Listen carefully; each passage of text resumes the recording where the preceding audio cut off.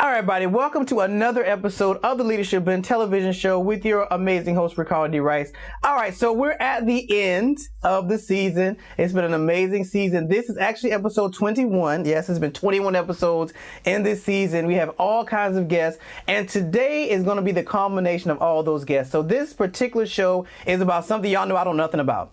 Sports. It's not my thing. I'm a nerd. I don't know nothing about it. But we're going to learn about it today together. And I kind of wanted to do this show for all those individuals, those parents that have males and females that actually want to be trained to go into the majors, whether it be baseball, football, basketball, whatever the case may be. What does that look like? How do you protect your child? So what better to do than get somebody who's been in that arena, which is what I did. So I'm going to introduce you guys today, Mr. Dee Brown. How are you doing, sir? What's going on, Ricardo? How you doing, man? I'm doing well. I'm doing well. So Dee's here today. Well, I'll let him tell you. So tell everybody about you. I'm not even going to tell him. You tell him. Well, my name is Dee Brown. I'm from New York, former first-round pick with the Kansas City Royals and major leaguer. Currently now I train kids and help kids get into college from around the country right now. So he's our go-to guy today. So you can tell us all about agents and what's that thing we talk about? Agents and I don't know. We can get into all of it today because I can't remember the word on top of my head. But it's what is it? Agents, college coaches, recruiting, agents, coaches, all that good stuff. We're gonna talk about all that today. So get ready, get your pen and your pad, especially if you have kids that are in sports that you want them to go all the way. Get your pen and your pad because we're gonna get into it today. So let's start from the beginning. Let's talk about dynamics. Your household, was it a two-parent household? All that good stuff. Yes, my mom's was my mother was a 29 year work as a corrections officer in the jails. My dad was a Army vet, Vietnam vet, worked 20-some years in the Army, and then he went on to drive city buses. And so, yeah, I grew up in a two-parent household. I'm the youngest out of 5 of us. All right, my oldest, God bless her soul, my sister passed away, but she was 17 and a half years older than me. And yeah, so I was kind of like the special mistake child. Right? Let my mother tell you. She was like, you was playing. No, I wasn't. So my closest one to me, my brother, he's about 10 years older than me. And so I was the only one in my household that by the time I was 8, everybody had pretty much moved out. And I took a liking to sports at the age of 5 or 6. Nobody in my family ever played any sports. I just enjoyed watching football, basketball, and baseball. So what was your brother's interest? Were they nerds like me? Yeah, they were nerds like me.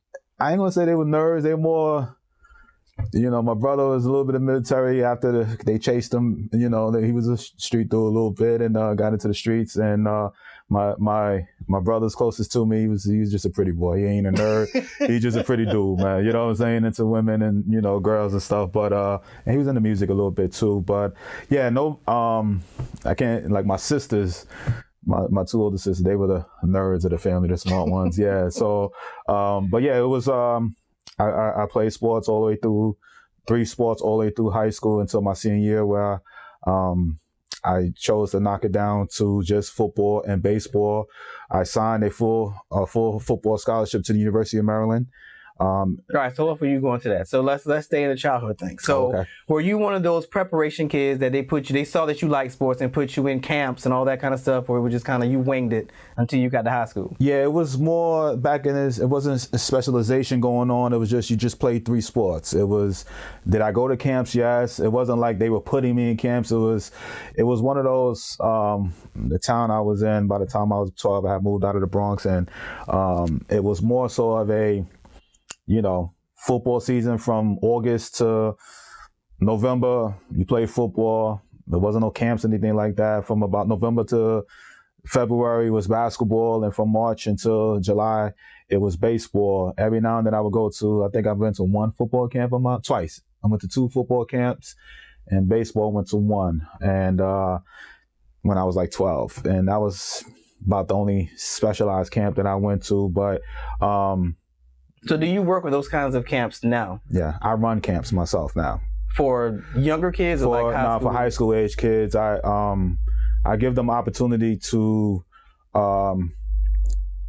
showcase their skills in front of college and pro scouts. So like this weekend I'll be in Waco, Texas. We're flying on a Friday, and we'll have We'll have about 30, 40 kids. I'm live streaming it to about 40 something colleges around the country. I have some pro scouts there. It's just a way of right now showcasing their skills with COVID and everything happening right now. The Division I college coaches cannot physically go see a kid, or they can't come on their campus right now because of COVID restrictions. So I'm giving these kids opportunities to play and be seen in front of these college coaches via live streaming. All right, so we're going to take our first break, and when we come back, we're going to talk more about this and camps and all that good stuff on the Leadership and Television Show with your host, Ricardo Dee Rice.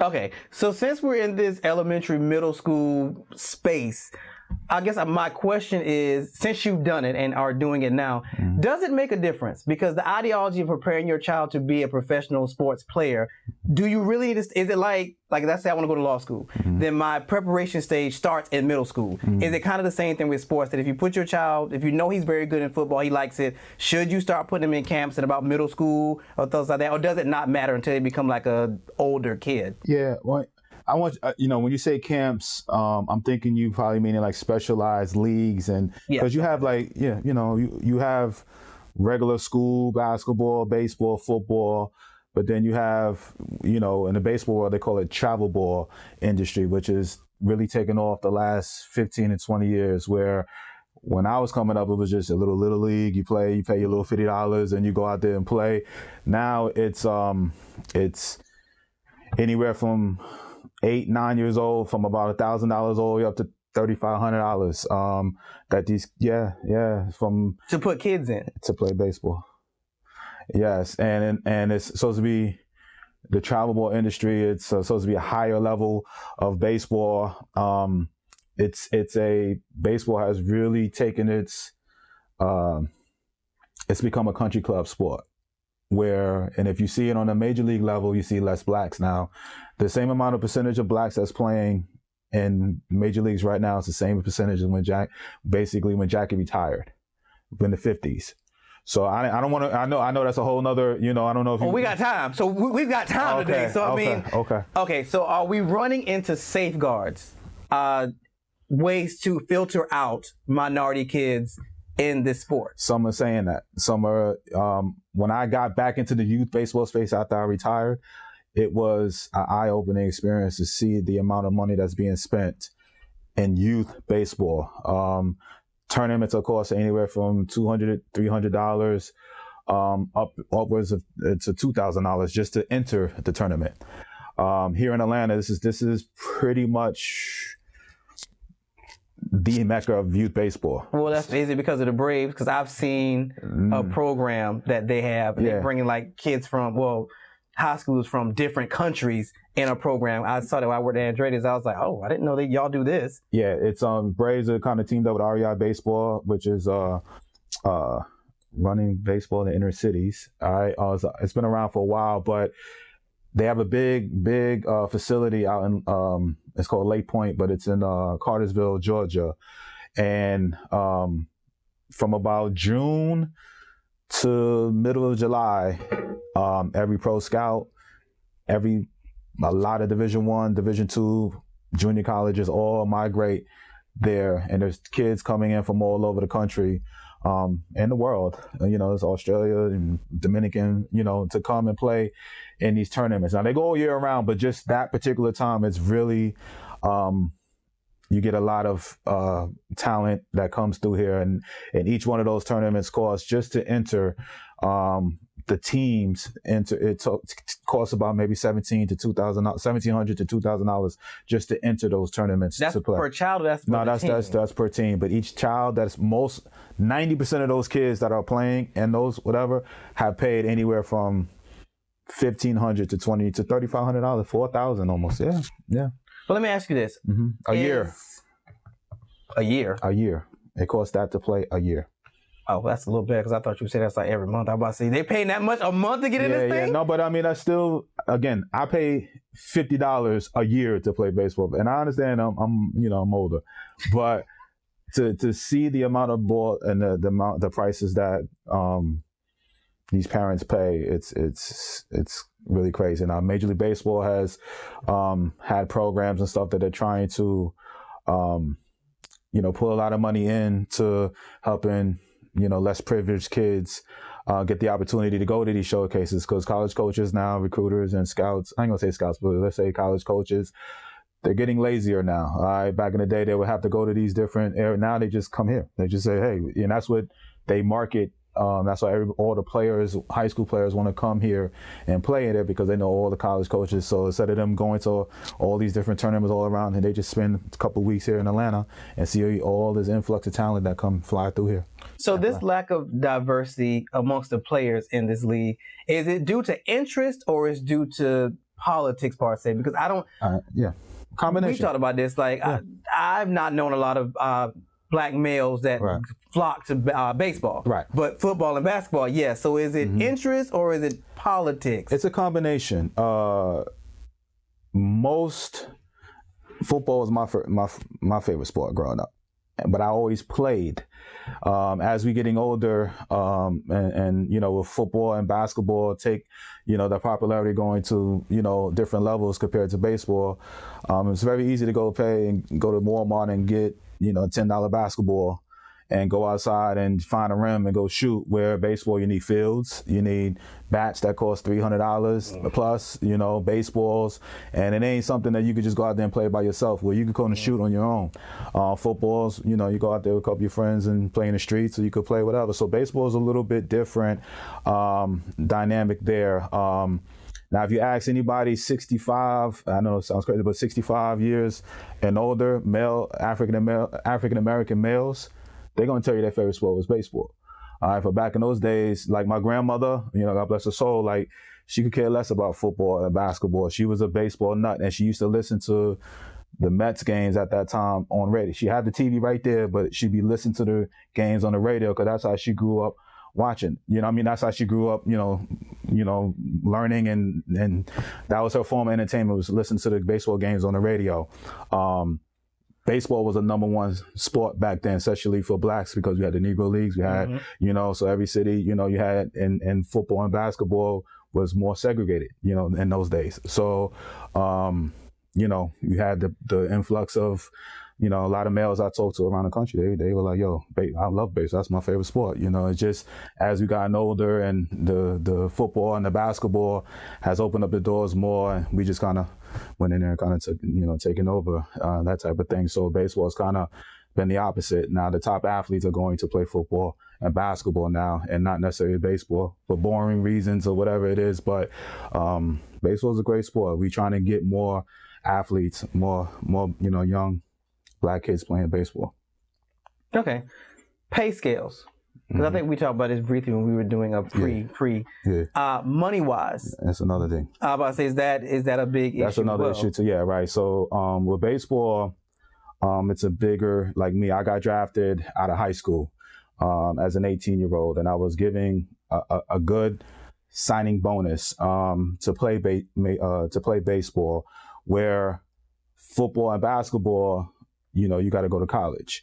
Basketball, you got to go at least 1 year. Football, you got to go at least 3. So the bigger part of that, which is, if you're good enough, you get a large deal right away out of right out of college. Where baseball is, you get that bonus. So I'm cool at 18, but it takes the average player who gets drafted professionally, takes anywhere from 4 to 6 years to make it to the major leagues. To make it to the major leagues. All right, maybe a college kid, it takes about 2 to 4 years to make it to the major leagues, because they got to go through something they call the minor leagues. All right, if you go up to Gwinnett, they got a AAA stadium up in Gwinnett. Right now, it's a AAA stadium for the Braves, which is a minor league team of the Braves. Every player that gets drafted has to go through the minor leagues. I think it's only been maybe 10 players in the history of baseball to go get drafted and go straight to the league, where football and basketball, that's the norm. You get drafted, you're going straight to the league where you get 3, 4, 5-year deals. And where baseball is, you get a signing bonus, and then you got to hit the minor leagues where you get paid $1,000, $1,500 a month while you're playing. That's just 6 months out of the year to play. And I talked about this when I was telling you before, like guys that's selling peanuts and drinks at the stadium is making more money than 90% of the guys that's on the field. How is that possible? It's baseball's way of, making you grind it out to make it. Baseball's contracts are guaranteed. I think Mookie Betts is an African-American player, just signed for a 12-year, $392 million deal. But they make you earn it. It took him about 4 or 5 years to make it in the minor leagues to the major leagues. And then once you make it to the major leagues, you have 3-year window to put up numbers, and they call it, and you become arbitration eligible, where you're able to sit in front of the arbitrator and negotiate a deal for more money. Now, the minimum salary in baseball right now is around $570,000. So for about 2 to 3 years, you're making good money, $570,000. But I don't care if you're the best player hitting 40 home runs as a rookie or a 2-year guy, or you're a rookie. Everybody's kind of at that pay scale.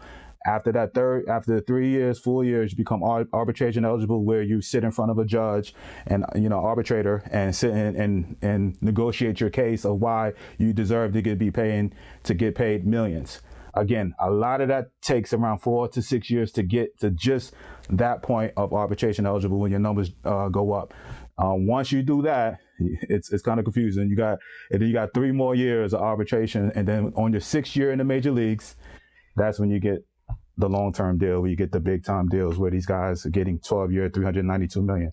Where in the NBA and NFL, 6 years in the league, most of those guys are even out of the league. That was going to be my next question. That I don't want to say life expectancy, but the career expectancy is so much different. Right. We're going to put a pin in that. We're going to take a break, and when we come back, we're going to talk about this and other stuff on the Leadership Blend television show with your host, Ricardo D. Rice.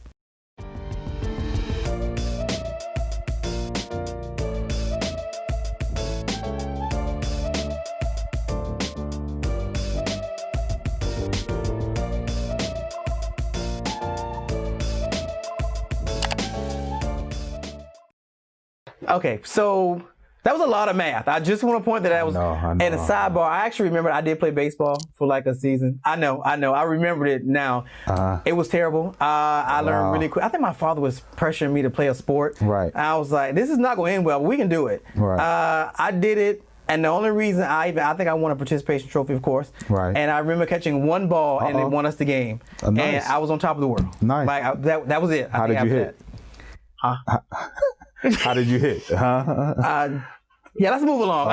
Okay. I just want to throw that in there. So right. I'm not athletically inclined, but I did try it once. Okay. And baseball was the thing that I tried. It was cute. I remember some of my classmates, but yeah, it was the thing. In any event, I digress. Okay. So all the math. So let's get to career expectancy. So with baseball, what you're saying is they go through this rigorous process, but their contract is guaranteed after they get out of arbitration. Yeah, once they sign their deal, like I just talked about Mookie Betts signing that 12-year with $392 million deal, it's guaranteed. So it doesn't matter what happens if he gets injured. He can go out there and get injured. He can go out there and hit 150 the rest of his life. He's going to get that $392 million. Every ounce of that money, every dollar he's going to get. And that's really? That's the good thing. It's more, baseball is more of a it's like a secured sport. Like it is, but you gotta it takes the longest to get to that money, more so than football and basketball. So time frame wise, so let's say I would use you, but you're older, so we can't really use you per se. That would have did. That was true. So let's say you get drafted like out of high school, right? And then you get a deal and you go into the minors. Yes. And then you stay in the minors for 4 or 5 years? Yeah, anywhere from 3 to 5 years. And then you go into arbitration if you're good? No. Okay, see, I'm lost. So let's do this again. So you get drafted at 18. At 18. Yeah, so you go into the minors. Yep. So by the time you're 21 to 23, if you're good, and only 4% of those make it to the major leagues, even step 1 foot on the major leagues. Is that the same number as football and basketball? Is it about that same number? No. It's higher or lower? Well, if you get drafted, you're in the NFL. I want to say maybe the 4th or 5th round guys have to compete, but the top 3 rounds, you're there to play. you're on the team. It's a difference. Baseball, you get drafted and you go into the minor leagues. That don't mean you're in the major leagues. Only, again, 4% of those guys make it to the major leagues. So it's almost like, for my terminology, it's kind of like going to the underground to prove yourself, and then you can kind of dig your way up to. Yes. That's. So baseball, like I said, it's different. It's and that's another thing why a lot of brothers ain't got the time. You know what I'm saying? They're like, yo, let me go to college, play my 2-3 years, or if I'm good enough and play college basketball, I play 1 year, 2 years, I'm good. I can get to the NBA. And they forced that a few years ago where you had to do 1 year to NBA, where back in LeBron in them days, if you were good enough, Kobe, you can go straight out of, into the league. Where baseball, again, 10 people, I think, and maybe a little bit more. I did this math, we talked about this, but 10 people in the history of baseball, it goes back to the 18 How about something. say 10? 10 guys got drafted. I don't know when the draft started, so I can't say. Let's just say the 1930s or 40s when they had the draft, 10 guys went straight to the league. 10. How did that even happen? Were they like exceptional They had to players? be, exceptional, because even Ken Griffey Jr. or, Mike Trout, who's considered the best player in the game right now, or Alex Rodriguez or Derek Jeter, all these guys, everybody played. Jeter played 4 years in the minor leagues. A-Rod played about 2. You know what I'm saying? Griffey played about 2. So everybody, at least, it's just a growing process. You have to, see if if you're good or not. Those guys are the cream of the crop, and they breeze through the minor leagues. I went. It took me 2 years, but I made it, and I was getting shipped up and back and forth between minors and majors before I was 23 when I officially spent my first full major league season up there. So they can do that? Oh, hell yeah. Do they still do that? Like shift people between? Yeah. How does that even work? Yeah, just because it take you 4% of them just step 1 foot on the major leagues, and then there's another 1% out of that 4% that have an extended major league career. Okay. Yeah. So it's hard. It's that's a lot of math. Like it really is. That's a lot of math. It really is. And I know, and the percentages I can't say for football players, the guys that get full rides to go to college, I want to say that math is, you're probably looking at, I never really did it for football or basketball, but you're looking at even the guys that go into college and make it to the NBA, you're looking at less than 5% make it. Yeah, that sounds about right. That number's not high. I've heard that number. That number's not high. That's not going to be, and I'm probably being very, generous by saying 5% of the guys that go to college make it to the NFL or the NBA. It's probably within the 2 to 3%. Okay, so let's go back to you. So let's place you in high school. So you're in high school, and you're playing 3 sports, right? Yes. All right, so you're playing 3 sports. Your love is still football. Right. And then something happens. Yeah. Football, my sophomore year, my high school teammate, my high school baseball teammate, was a really good pitcher. He was drawing a lot of attention. He was a year older than me. He was drawing a lot of attention for himself and to our school. And every time he pitched, there was about 10 to 15 professional scouts there looking at him. You could notice them. I thought they were parents. I thought they were grandfathers, but they end up being scouts because every time he pitched, they had like radar guards. It'd be kind of set up like, cameras like this. And you'd be like, wow, and I'm like, hey, here's a dude I've known since we were 12, 13, whatever. He's getting this attention. So you automatically, one, you're like, I want some of that. And, and B, it's like, what I got to do, and a little bit of a jealous type of thing. You know what I'm saying? So I went out there with the plan of like, yo, I know this dude. I've seen him, and he's my guy. But I'm like, I faced him and all of that. So let me, go see what I got, what I'm capable of. And by the end of my sophomore year, I got my first card from the Chicago Cubs, which, the first pro scout. Show me a little love and say, listen, man, you ever think of ever playing Major League Baseball? I was like, yeah. He was like, well, I think you got the, the opportunity to do it if you work hard. Here's my card, And I was like, cool, Chicago Cubs. I was a sophomore.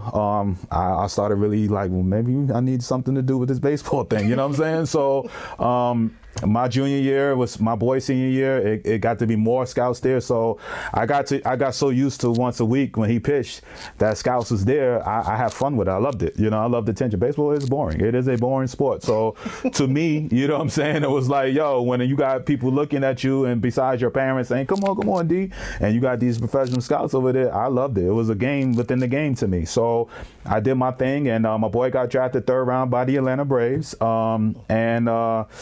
and the summer going into my senior year, I got pulled to the side because, again, I had a football mentality, and I was playing summer league baseball, and I would miss a game or two from time to time, and because either training or whatever. And so the guy pulled me to the side, was like, yo, D, you missed the opportunity. There was a scout here, and he was looking for you. And I was doing a family thing. I wouldn't say like I was just purposely whatever, but it was a family thing. But he was like, you need to take this thing, baseball, really serious. He said, you have an opportunity to go higher than Rob, which is my teammate who went 3rd round. So when he said that, in my mind, I was like, I was doing the math, you know what I'm saying? Speaking of math, you know what I'm saying? So I was like, yo, all right, I got a chance to go 1st or 2nd round in the country. I was like, wow, you know what I'm saying? This is incredible, right? So I really started, looking into it, and I went to a high-level showcase. I think this is what you were talking about, camp, but it was a showcase in California. My mother scrounged up every little dollar, and she said it to me. I was like, I kept asking. I was like, Mom, for about 3 weeks, and she was like, leave me alone. I ain't got the money. I was like, Mom, please. Then, like, it's a special thing, like, hey, it's they wouldn't ask me if I wasn't good. I didn't go for the showcase. I just wanted to see where I stacked, where I kind of competed, as far as like where I stood between.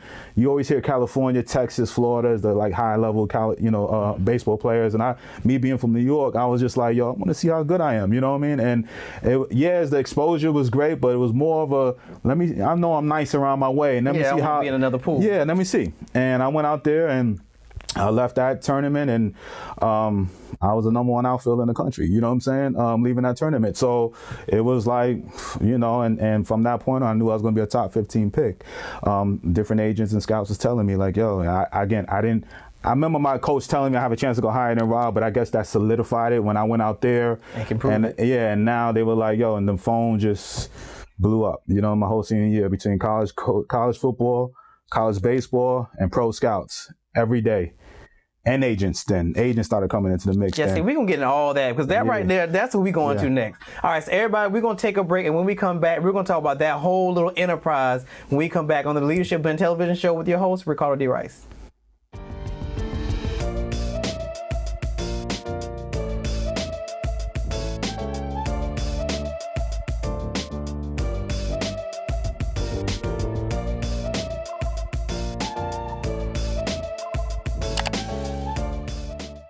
Okay, now we're going to get into this enterprise that is made up of so many different components. So I'm going to try to get this right. Mm-hmm. So the way I see it is it's coaches, then scouts, and then agents. Mm-hmm. Is that kind of how that works? Yeah, and teams are kind of mixed in, which is part of the scouts, yes. All right, so let's start from there. So you have the coaches who work with the college coaches that work with the students. Yeah. Actually, you explain this. I'm not even gonna try to. Yeah. So when you in high school, you have like normal. That's all 3 sports. You have college basketball coaches, college football coaches, and college baseball coaches. So they're recruiting you. For me, it was baseball and football. Most of the times, if you play any particular sport, it's going to be that particular sport, those college coaches that are reaching out to you. But baseball is different because the dynamic of getting drafted out of high school is very common.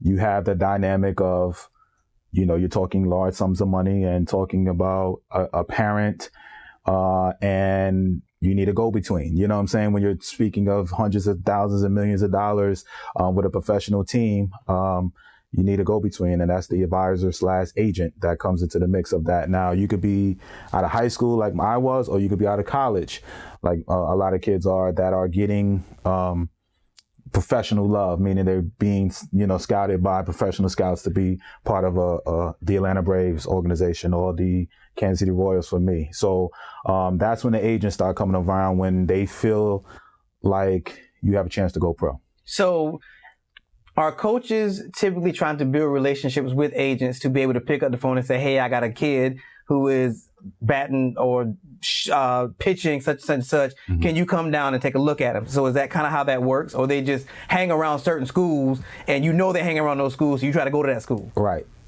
The dynamic is the coaches call the scouts. So do they have a working relationship with scouts, or they just have to go through people to get to the scouts? Some do.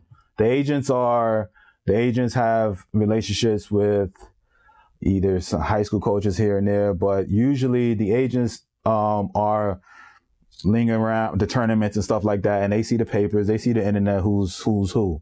So they don't know, you know, some have relationships with college coaches and high school coaches, but the scouts are the ones that, you know, the agents ain't going to come until after the scouts come. Oh, okay. You know what I'm saying? That's when the Braves come calling that kid. Then the agent is like, well, this kid is potentially a professional baseball player, so let me start reaching out to the kid too. I just, you know, like in my case, I went to California, I did my thing, I came back, now I'm top this and that. Now the agents start flocking, all right, because now they know that I'm a pro prospect hardcore now. So you were saying that last time that the scouts are in the interest of teams, yes. Agents are in the interest of players. Right. So that's how that relationship works. Yes. Yep. The agent represents the player. The scout is the guy that essentially all he does is evaluate talent, and sometimes scouts do the negotiating when it comes to with the agent. When it comes to negotiating a price, the higher the level of the kid, the general manager, the main guy, deals with that particular agent and gets that done. If you're a first or second round pick, baseball has, this past year had 5 rounds, but in the past, baseball has had 50 rounds. Jesus. Yes. 1,500 players come into professional baseball through the minor leagues each year. COVID hit last year. They cut it down to 5 rounds. They're going to go back up. Supposedly, it hasn't been set in stone, but the rumor is they're going to go cut it down to 20 rounds. So it's still a nice influx of talent going in, but that's part of the 4% of making it to the major league. So each time 1,500 kids came into the minor leagues, 1,500 kids had to go. So essentially, that's when you get the kids' dreams being cut short. Okay, so scouts show up first. And when scouts show college up... coaches show up first. Let me put it like that. I'm sorry. So they're two different things? Yes. Oh, okay. Well, yeah, college coaches are Georgia Tech in Georgia. All right. The pro scouts are Atlanta Braves. Oh, see, now you said pro scouts. Now I'm like, okay, now I can... Yeah. It's all about language. Yeah, recruiters and scouts. Those are two that, you know, recruiters are for colleges. Okay. Those are the college coaches or recruiters. The scouts are working for the professional team. Okay. So the scouts show up first. The recruiters show up first. Yes. And then recruiters lead into scouts if they're good enough? Right. And the scouts are kind of, you know, that's their job, is to look at talent. So they're not necessarily worried about a college guy. And 9 times out of 10, sometimes because scouts are everywhere and they have a bigger budget money-wise, you know, the teams are paying those scouts. Scouts usually see the player before the college recruiter does.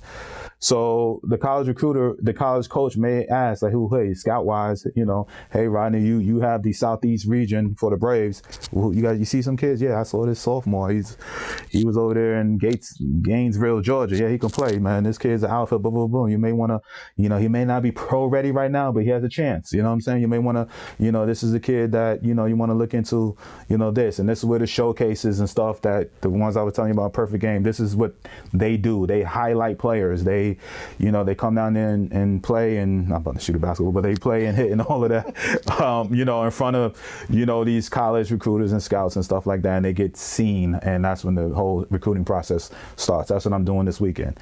I'm giving the kids opportunity to have these college coaches via live stream, get to see some players, and hopefully be like, oh, I like that kid, how he's running. What's his name, Ricardo? Okay, and let me take his information down on his live stream instead of physically being there. Okay. Protection for kids. So when these recruiters and stuff start showing up, and you were saying that they talk to the actual players one-on-one, and you were saying that you got to know yours. Yeah, that was a scout, not a recruiter. Okay. I'm not going to keep this straight, Dee. I'm not going to be able to keep this straight. Right. Because recruiters can't talk to the player until after their junior year. Of high school? Yeah. So once the junior year starts, then the college coach, and there's a bunch of rules, NCAA rules because of that, but if I'm a kid or a parent, I can reach out I can call the coach All right, but they can't call me until, I mean, they can answer the phone and ask any questions, but they cannot, rules wise, legally call me until after I step foot in my junior year in high school. Pro scouts can talk to you as a 12, 13, 14, 15-year-old kid and, hey, how you doing? What's going on? Boom, boom, boom, small talk and all that type of stuff. So when I was a sophomore in high school, I actually talked to a pro scout before I ever talked to a college recruiter. Really? Yeah. So I was real cool with mine. There's this fear that any of them, we'll say any of them will, because I ain't gonna remember. Any of them will talk to a child and gift them or try to maneuver them to come to. Will an agent help protect that? No, the agents are the ones. Oh, those are the ones that do it. Those are the ones that are the sly ones. Those are the ones that get the kids in trouble most of the time, the agents. Oh. Yeah, so you can't sign with an agent until you become a professional. But them are the ones that are gifting and, hey, when you get drafted, hey, I want you to choose me. So here's some here's some gifts, here to that. Now college coaches do it too, and there's big scandals every year with especially in basketball is the big one. I'm sure football, whatever, but baseball I don't think so. But football, there are issues when you get on the campus, the boosters and stuff sliding you some money, because those guys live broke. You know what I'm saying? Even though you're getting a full ride. Basketball, you hear more of those underhanded deals. You know what I'm saying? High school showcase AAU basketball coaches and who got somebody in here, in ear, and then college coaches, giving $50,000, $100,000, to the parents and stuff like that to sign with their school. Again, I'm not saying that this is like my word is what it, it's just kind of, it's been, documented and different things going on. So it's not like I'm stating something that's, something that's not, been said before. Now baseball again is different, and I know I'm gonna go back a little bit. It's another reason we have a lot of less African American players playing baseball too is baseball doesn't give full scholarships like basketball and football does.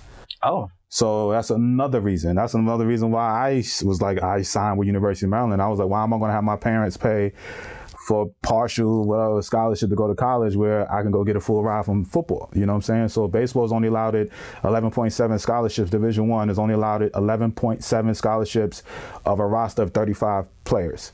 All right. So, you get academic money here and there, pieces or whatever, but just imagine 11.7 scholarships for 35 people. It has to be broken up. All right. Where football, so football, you have 85 scholarships, you know what I'm saying, that they give every year. 85 full scholarships are given out every year for most of these Division I programs out here. So in basketball, I think it's 15, I guess, a year, 12. I don't know how many in basketball, but it's full rides that they give out. So, that's another dynamic where, especially, blacks. A lot of them are trying to get out of paying. So nobody want to be in debt and everything coming out of college where you can get a full ride in football and basketball. All right, so we're going to take our last break, and when we come back, we're going to get into your adult years and actually being in this league and stuff. So everybody stick around the Leadership Blend television show with your host, Ricardo D. Rice.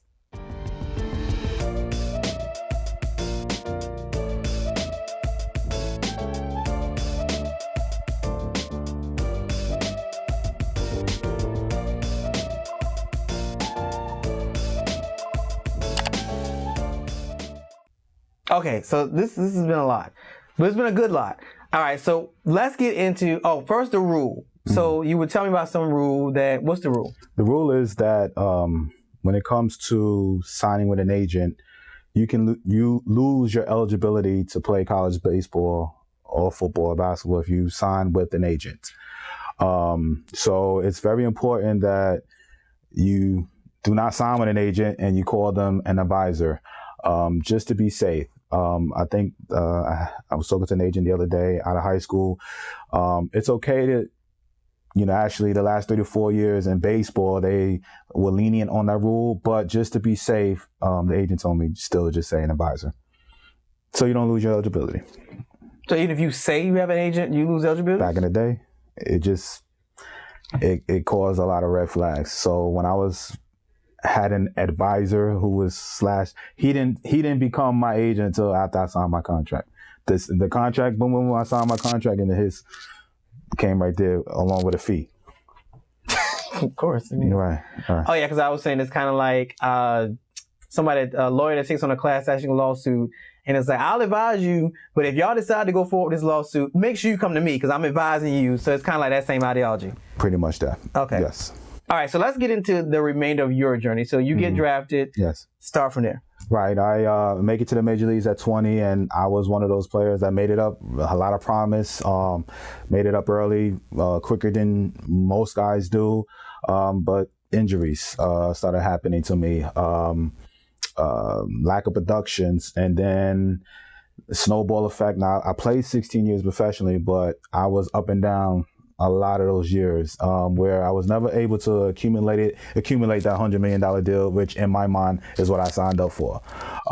So I quickly, right around this age of 27, 28, I had 10 years already in the game, and I was realizing my window of making that huge money was closing. You know, the 6 years I was telling you about and all of that. So, you know, then sad to say is when I started really looking at my money. You know what I'm saying? When you start seeing the window, now it's like, okay, how do I read my stock, portfolio? How do this look like Chinese arithmetic right now? You know what I'm saying? Like, how do I, whatever, I'm 10 years into it. Okay. When I'm really I just left it to a financial advisor and was like, hey, it's not, I didn't get burned or anything like that. Okay. But it's the principle of, it took me to 27, 28 years old that I really started. Now I had multiple houses, I had one main house. Well, at that time I just sold it here in Atlanta, but I had rental property. So I was doing, you had money coming in. Yeah. But again, it was, at that time when I really started, trying to understand, about this money game. But wait, so when you say up and down, does that mean between the majors and the minor leagues? Yes. So it's fluctuation in pay going on. Oh. Two.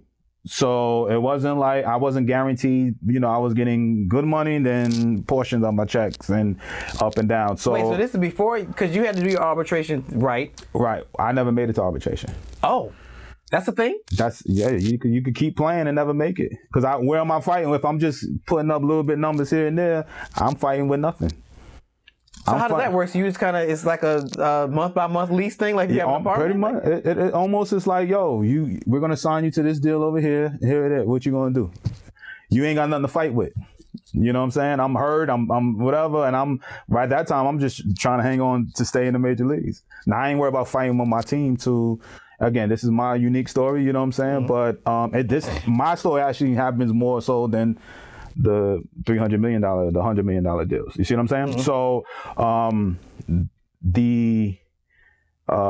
So that's when, again, I had a lot of money out of high school. So, but playing, living a life, married, divorced.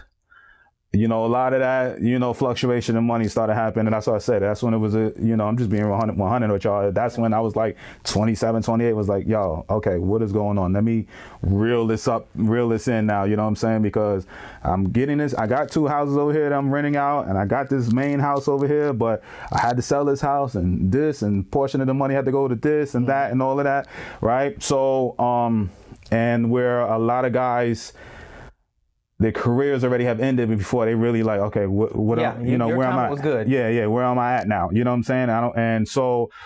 Anyway, so I retired at 33. Well, let me ask you this. Yeah. So I'm trying to understand this thing. So you never got to arbitration. Mm-hmm. So does that mean they give you a conditional contract that says if you play the majors this month, this is what it is. If you play the minors, this is what it is. Yep. And you just kind of play that until you don't want to play anymore. Each year. And you just play until you don't want to play anymore. Well, I mean, so I didn't want to play no more, or they didn't want me no more. So most guys do not walk away on their own terms. I didn't think so. Yeah. And, for every Tripper Jones or Derek Jeters that get send away tour, 98% get told, hey, thanks, but no thanks. You know what I'm saying? You had a great career, but we don't want you no more. That's most guys. So I actually went out to Japan to finish my career. Yeah. So I got, finished my career overseas. Never had intentions of doing that, but I got a nice little check to go out there. Is that, because you hear that with baseball. Like I had a family member who didn't go there, but they went overseas. Is the money better overseas? It could be. All right, it could be. Certain basketball players go make a great living over there. Kobe's dad made a great living in Italy. You know what I'm saying? if usually you're not good enough to play here, you go over there to play that. So at that time, it was like I needed, to make some real. I was in my end of my career. I knew that window was shut as far as making like that real money. So I went over there and got me, a couple of checks out there to finish out my career. Now I actually walked away from the game. I was burnt out. I was, I could have kind of hung on and tried to make it back to the major leagues, and I was just burnt out at 33. I was burnt out. I was just tired. I knew my last year. I was like, listen, it was a great run. The money is good that I was making out here, but you realize very quickly that it had been a job already for me. You know what I'm saying? Like at 22, 23, it ain't, everybody, it's a job. You know what I mean? Where I was dreading playing. I was dreading going, whatever. Really? But Well, wait, no, but wasn't your first like love football? So did that make a difference? That's true. That's true too. But I guarantee you, talk to NFL dudes out there when their body's aching and everything like that, and they got to go to Wednesday, the Atlanta Falcons right now. I guarantee 50% of them feel like it's more than 50. Feel like, when they body right now, what they played yesterday, I guarantee they wake up this morning right now and they got to go to practice and go let them and get kinks worked out and all of that. It's a job. It's a job. All right. You got to go out there and, you can't walk, you're limping and everything like that. They're getting drugged up just to make it through a practice. You know what I'm saying? So it's, again, I'm not going to sit and like complain about the world that I lived in. I had a, great life traveling the world playing, in front of thousands of people as an entertainment, right? It's an entertainment business. But I quickly was like, yo, I'm way out here in Japan. By that time, I had a young daughter that I was pretty much raising on Zoom. You know what I'm saying? So, cause she was back here she was in Memphis, Tennessee at the time. And it was like, I was seeing her, my first 2.5, 3 years of her life, I maybe spent 3 to 4 months with her. You know what I'm saying? So, everything was on camera and everything so I was kind of getting to that point where I was tired of hotels, tired of, traveling, and I'm at, way across the world. So I just started ready, my last year, I knew it was going to be my last year, and I just started, positioning myself for post baseball. And that was a lot of reading and everything like that. And once I retired, I got into everybody in my family like, why'd you keep playing? And I was just like, I was burnt out. You know what I'm saying? I was like, it's to the point where baseball wasn't fulfilling enough for me, regardless of, now if I was making 5, 10, 15 million, yeah, but just to go out and again, I was making good money, you know what I'm saying? But sometimes it's not about money, you know what I'm saying? And I know people now be like, what do you mean? And I get it. But when you start, I was just, the love wasn't there. It was just like, I was just angry all the time. I was just, it's just like no different from a CEO, somebody that's it's burnt out. It's burnt out. You just burn out. You don't want to do it. So I was 16 years in at 33, and I was just like, I'm done. So I went into Is there a world that's post-professional? Like once you walked away from that, is there a world that you can land in? Some people are prepared. Most guys are not. I thought I was prepared. And athletes call it the wilderness period, because you've been doing this, you've been protected, you've been routine. It was hard. That February, certain smells in the air that remind you it's spring training time, or as your clock in your body at certain times of the year is like, yo, usually I'm doing this, and little things. I was talking to somebody like when I was taking my daughter to preschool, and I was sitting and going in these preschool classes, like in teachers meetings, like I really thought like I was in a really like a TV show. Like I was like, this is real. Like, yo, the parents and like complaining and this one is competing. Civilian life. Yeah, civilian life. Yeah, the mom is competing with this mom, and I was like, this stuff happens in TV, and this is real life. This is crazy. You know what I'm saying? Like I was like really, sheltered with this baseball life. It was like shell shock for you. Yeah, it was. I didn't realize this is everyday life for some people. Yeah. So it was like, it took me about 2 years. I went through depression. I went through, and again, I was preparing myself for it, and I couldn't watch the game. I couldn't, like, I didn't want somebody talk to me about some baseball. I was like, I don't want to see it. I don't want to, And so I was, I already had properties and stuff. So I jumped full force into my real estate stuff. And, that's kind of what was my main focus. And it was it was an anger, I had, and my career didn't work out the way I wanted to. So it was a real anger, involved with, baseball and post baseball. So, it took, I would say at minimum, like I didn't do nothing with baseball for about 3 or 4 years. Nothing. Really? All right. Yeah. Maybe about the third year I could start watching it on TV. I was like,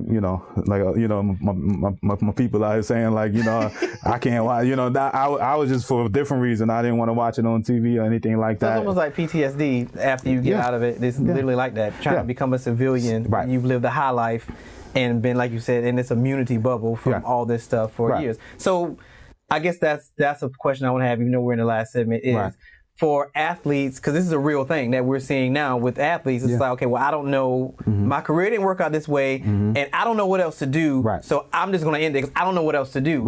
Is there services that have been created to kind of help with that transition? There are. Most guys, it's a. So how did you get out of yours? You just gave it time, or did you talk to somebody, or? I actually did. Now that you talk about it, I actually sat down with counselors. I was, like, again, I wasn't even playing no more, but I straight up, I had to sit down with counselors, and all he did was just sit down and let me blurt out my, whatever. And he was like, okay, here, pay me whatever, right? And I realized I was just like, all I'm doing is just basically getting all my feelings out, like, venting to somebody. just venting, you know what I mean? And I started getting to the point where I was like, okay, you finished with your self-pity party, let's get into this, you know what I'm saying? Like, but again, most guys, there are programs, but most guys feel like they got to do it on their own, and I see it. Like I was talking to a young lady last year, I met her, and her husband played a long time in NFL, made a lot of money, and I think he was less than 2 years out of the game, and she was just telling me things that he was doing, and they had just recently divorced, which post sports, I ain't gonna say just baseball, but in general, I think it was the percentage is like 80% of the player and then their wives divorce, 80%, something crazy high, because now you're home all the time. You really know that lifestyle is different. Kind of like what COVID did for everybody. Realized that I don't really like you. I went home every day. Right. So that's pretty much that lifestyle is not there no more. The traveling around, that level of celebrity is not there no more. You're a normal person. Not different people. The Jordans and stuff is always up there, but for the most guys, that weans off, and now you're literally walking the mall and you can kind of blend in, with them, or you're just somebody look at you and now you used to, you know what I'm saying? But it's a process that takes a little time, but you have a high percentage of divorces, and it's a tough way of life. It don't matter how much money you make, because there's guys that I was talking this just last week to a friend of mine, and he made 30-some million in the game, and he was like, he didn't go out the way he wanted to, you know what I'm saying? And when I hear him talk, and I'm just like, it don't matter. Certain guys, it doesn't matter the amount of money. It's just they feel like they didn't get everything out of their ounce of talent, and they didn't get out of the game the way they wanted to. Again, you're always getting told you're not good enough, and nobody likes that. And there's the guys that make good money, they living good, but it's like when you hear them talk, it's still a little bit of resentment in there, you know what I'm saying, of how it went. Now they got a lot of money, but sometimes money ain't everything. This is true. All right, well that's a full that's a full. Right.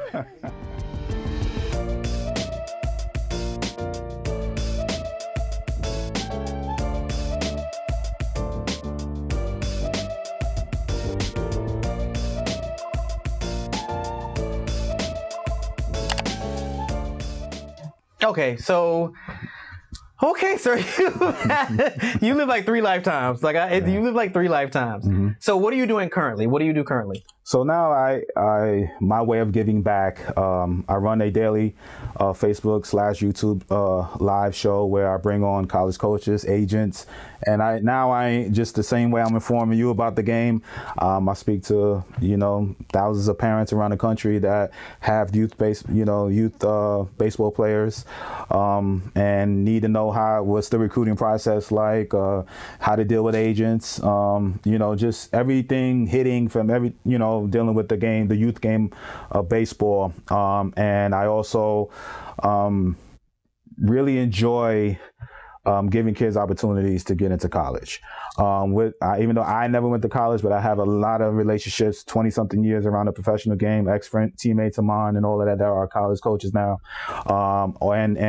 From the guests I've had on my show, we develop relationships and always looking for talent. So I help kids get into college now, and that's it's very fulfilling. It's either I train them and help them get in, or I give them advice. Like, Nadine, it's one, and yeah. So that's how I was able to meet her, and I meet parents from all across the country, and just help them. And it's a fulfilling life that I live right now. I can't, as much as sometimes we want the baseball kind of whatever. Right, but it's one of those, I have this knowledge. I've been in and around this game since I was 8. And so that's what I do now. How old are you now? I'm 42. You said like I'm 41, so I mean it's just not, like, we're not that far apart. You said like you're so old. Okay, how do people get in touch with you? Yeah, so I on my fan page is Dee Brown Baseball fan page. Also my YouTube is Dee Brown Baseball. Instagram is at Dee Brown Baseball. All right, so pretty simple. If you have any kids that want to have the opportunity to play in college, hit me up. If you want training or anything like that, either myself or I delegate it around my ex-pro guy friends that do a lot of training, and from agents, scouts, everything in between, and come to my showcase. I ran 4 so far. My 4th one is going to be in Waco, Texas this weekend. I'll have 40-something coaches on the live stream that will have that, and these kids can go run, throw, hit in front of the cameras and with coaches in the virtual audience. All right, so I went to the virtual world. All right, I have to, and during this COVID time. So it's been a hit. It's been really, really cool and fulfilling for me. I got kids from all over, and I'm in Texas and California, and everybody coming down there in Texas. It's going to be pretty cool. All right. Shouts out to Dr. Nadine Wheat for making this connection. She was my one of my doctoral teachers, and we just stayed in touch. She's like an aunt or something like that. So shouts out to her. And thank you to our guest today, Mr. Dee Brown, for telling this amazing story and just this like 2 lifetime journey he's had. And for all of you that have kids that want to be in professional sports, let this be a lesson. Even though he had a good ending, but we all know they all don't end like that. So let this be a lesson and something that you can talk about, and you can reach out to him. He's very accessible. Well, not through text messages, but he's very accessible. Wow. So you might want to reach out to him. So, all right, that wraps this season. Thank you for watching all of our episodes. Feel free to go back and watch them on the Leadership Blend Television Show YouTube channel, or on Image of a Man Television Network on Roku, or Black GDP TV on Roku Network. And we will see you guys next season. So enjoy your holidays.